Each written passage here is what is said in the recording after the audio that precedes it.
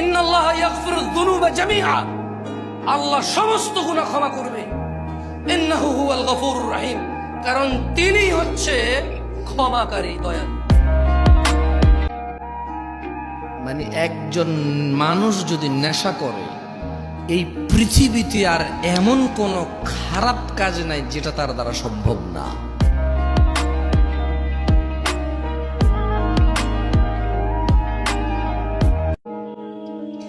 এই দেশে পর্দার ডেফিনেশন পুরুষের কাছে আবার ভিন্ন। কোনো মহিলা যদি খালি গায়ে হাঁটে, মহিলা বেপর্দা হয়। কোনো পুরুষ যদি একদম এভাবে তাকে থাকে, পুরুষের আবার বেপর্দা হয় না। দারুণ জিনিস। পুরুষের কি সুবিধা, ঠিক না? ইসলামে পুরুষের কি সুবিধা না?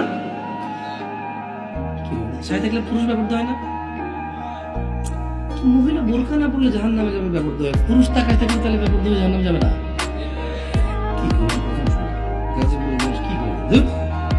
আমি তো কোনো ওয়াজও শুনি না যে পুরুষ ব্যাপার হয়।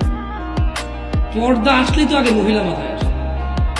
পর্দা, এখনকার মানুষের তো পর্দা আসলে ওই জায়গায় জানালার পর্দা আসে হয়, মাথা নাইলে মহিলা আসে। পর্দার ভিতরে পুরুষ আছে, হ্যাঁ তাই নাকি? কি বলো? আল্লাহর দয়া থেকে নিরাশ হবা না, আল্লাহর দয়া থেকে নিরাশ হওয়াই গুনাহ।